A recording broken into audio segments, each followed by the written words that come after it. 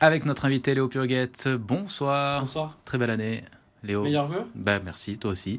Vous aussi, plutôt, vous êtes le président et directeur éditorial du journal La Marseillaise qui sort aujourd'hui, ce lundi, un sondage exclusif sur les municipales à Marseille. Et qu'est-ce qu'on constate? Eh bien que Franck Alizio a fait son retard sur Benoît Payan. Les deux hommes, c'est l'information principale, sont en tête des intentions de vote, c'est ça?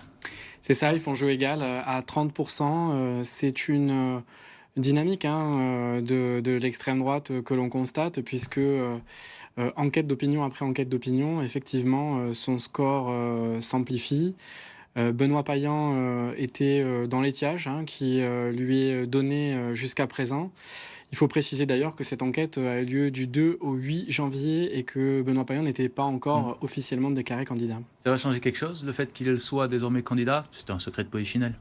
C'était un secret de polichinelle, mais ça a sans doute un petit peu freiné le déploiement de ses partisans sur le terrain. Ils étaient très très nombreux tout le week-end pour populariser sa candidature, ses premières propositions.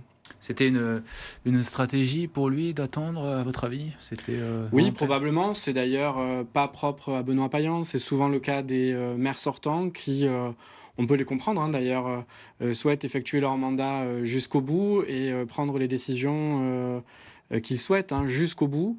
Mais effectivement, là, on est vraiment très proche du scrutin. Il fallait se déclarer. Que disent ces 30% de son bilan? C'est qu'il est plutôt bien vu, positif, de la part des Marseillais? Oui, en tout cas, on a un socle de gauche qui est quand même très supérieur à la moyenne nationale, puisque le total gauche est à 44, si on compte aussi le score de Sébastien Delogu. On pourrait même rajouter celui de Rémi Basali. C'est vrai, alors on sait que c'est un électorat qui est quand même peu perméable, mais oui, effectivement, donc 44-45% du total gauche à Marseille, c'est bien plus que la gauche en France qui est autour de 30%, tout compris. Ça veut dire que Franck Alizio peut pas gagner, c'est ça? Non, ça veut dire que il y aura sans doute une bataille qui va être féroce. D'abord parce que selon le nouveau mode de scrutin, eh bien, elle va se jouer à l'échelle de la ville. C'est vrai que c'est un petit peu compliqué pour la droite traditionnelle qui avait l'habitude de s'appuyer sur ses élus de proximité dans les secteurs municipaux. Et c'est sans doute une des raisons pour laquelle, pour le moment, Franck Alizio les a pris de vitesse. Et puis, il y a la possibilité de se maintenir au second tour lorsque l'on fait plus de 10%.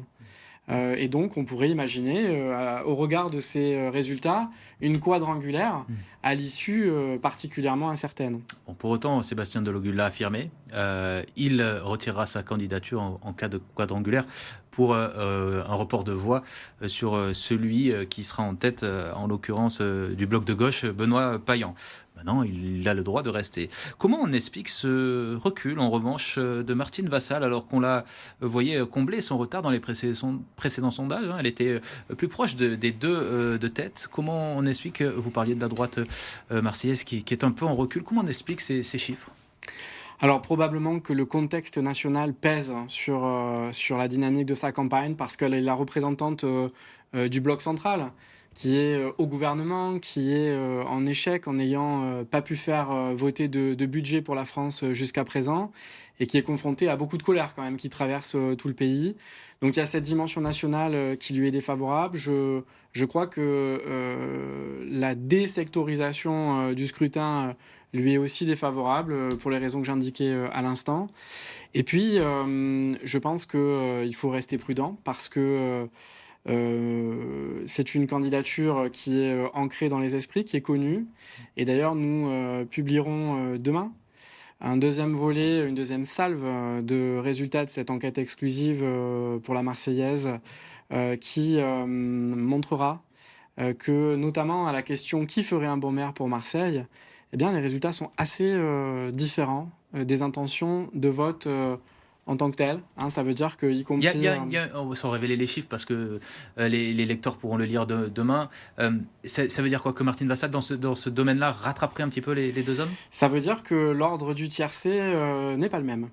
D'accord, donc Martine Vassal pourrait changer sa position. En fait, elle pourrait payer dans ce sondage peut-être sa double casquette, elle qui dirige la métropole et le département, mais à la question qui fera un bon maire, cette double casquette, en revanche, pourrait lui être favorable. Oui, parce que je crois qu'elle est en tout cas identifiée par un électorat plus large que celui qui veut actuellement, au moment où on se parle, mettre un bulletin à Martine Vassal comme étant une élue de proximité, en capacité de gérer une collectivité, ce qui est moins évident sans doute pour Franck Alizio, qui n'a eu de mandat que national, en tout cas récemment, et qui est d'ailleurs élu, vous le savez, hein, de la circonscription de Marignane-Vitrolles, ce qui l'éloigne un petit peu aussi, probablement, de la crédibilité que les Marseillais mettent sur un nom.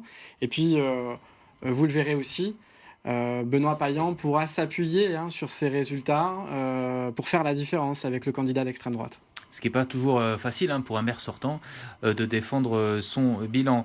Vous parliez tout à l'heure, Léo, du fait que Martine Vassal souffre un petit peu du reflet de la politique nationale, de la droite. Est-ce que Marseille peut être comparé à une sorte de laboratoire de ce qui se passe à l'échelle nationale? Est-ce qu'on est le reflet d'un vote qui pourrait être à peu près similaire en France? Oui, d'ailleurs, l'analyste de l'Institut Ipsos qui a réalisé pour nous cette enquête nous indique que finalement, il y a des rapports de force qui se rapprochent pas mal de ce qui se trouve en France, avec une extrême droite qui est très haut, en dynamique, et puis avec un bloc central qui est un peu pris en étau entre d'un côté cette extrême droite dynamique et de l'autre côté des candidatures qui peuvent plaire à une partie de l'électorat de centre-gauche. À titre d'indication, et même s'il faut être prudent parce que l'électorat s'est renouvelé, notre enquête montre qu'un tiers des votants pour Yvon Berland, qui était le candidat de la majorité présidentielle en 2020, porteraient leur voix sur Benoît Payan.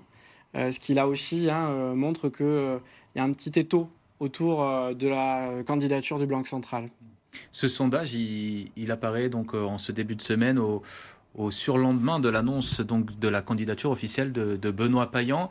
Il était à présent le maire en place, c'était un petit peu son statut, il est désormais candidat déclaré. Est-ce que dans une campagne où il va être exposé aux attaques d'Alizio, aux attaques de Madame Vassal et de Monsieur Alizio, est-ce que cette entrée en campagne officielle peut faire baisser son score ? Écoutez, je pense que non, parce qu'il va changer d'habit finalement. Il va sortir de son rôle, qui était un rôle essentiellement gestionnaire jusqu'à présent, pour aussi tracer des perspectives pour Marseille, avec aussi l'idée de donner à la population un espoir, une envie. Et donc, ses concurrents qui jusqu'à présent boxaient un peu dans le vide vont aussi recevoir probablement du répondant. Et donc, ça va être intéressant à voir comment le débat démocratique va s'organiser de cette manière. Et on connaît Benoît Payan, c'est quelqu'un d'assez pugnace. Je pense pas qu'il... Oui, et puis l'exercice lui plaît. Voilà, Généralement, qu'il reculera devant cet exercice.